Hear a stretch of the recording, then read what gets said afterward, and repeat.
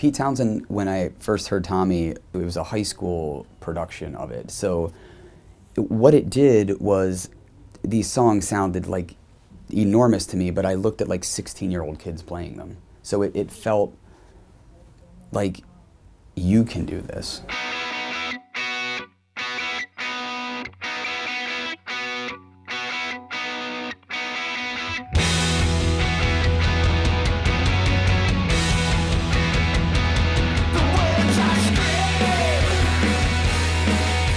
I would say it's raw, urgent, romantic, sweaty, drunken, poetic, and honest.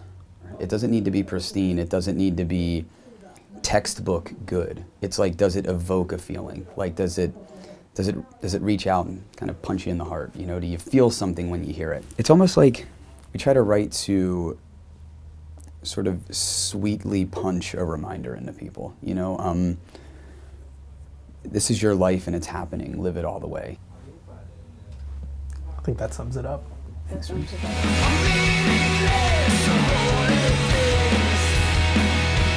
It's a quick process. I mean, we usually don't take more than a week to track everything.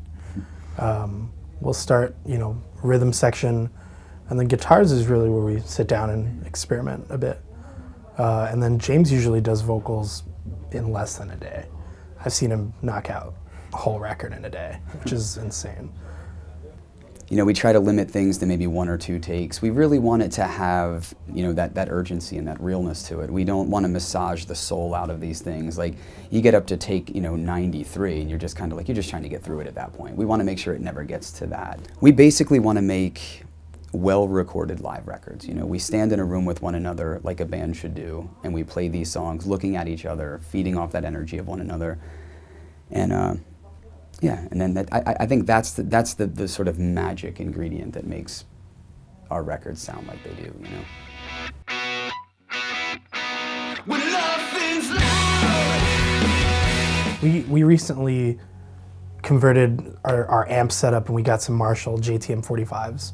It's just like the most pristine, sparkly, clean tone you can get. So having that foundation of just beautiful, clean guitar tones allows us to sort of bring in the overdrive. Yeah, it's like this beautiful sort of blank canvas, I don't know that we thought we could sound that big before, you know what I mean? We just were we were kind of okay with being scrappy, we sort of identified with that, but then you dabble in this sort of bigger world, and it's kind of like, oh, okay, I guess it's hard to go back, So scrappy now has a certain charm to it, but big and scrappy is sort of appealing to us a little bit more these days.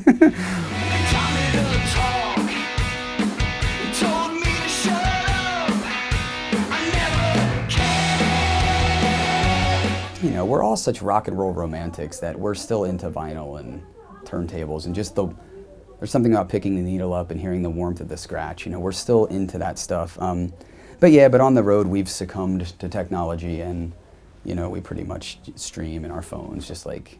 I agree. I think vinyl, having something tangible, opening, ripping the plastic off of a record, there's no feeling like it. Yeah. And I love going back and knowing that I have the record in my hand and the color of the vinyl. There's so much beauty in it. I do appreciate with MP3s and stuff that nowadays you can have, 10,000 records in your pocket, which, you couldn't do before. And but yeah, I agree. I think up until recently, where it became important for streaming services to make things sound better, I didn't really care too much for it, but I do love that. Spotify now specifically has that option, which is cool. Nice, man.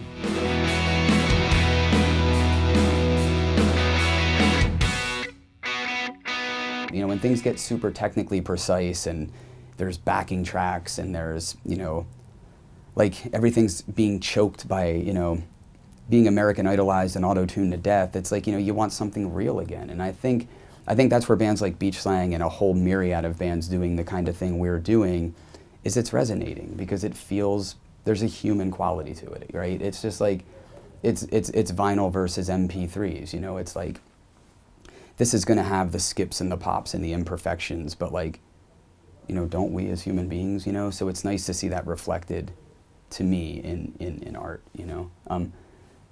I think there needs to be something like that to sort of glom onto, you know? It's just like everything else is just so polished, you just sort of slip off of it.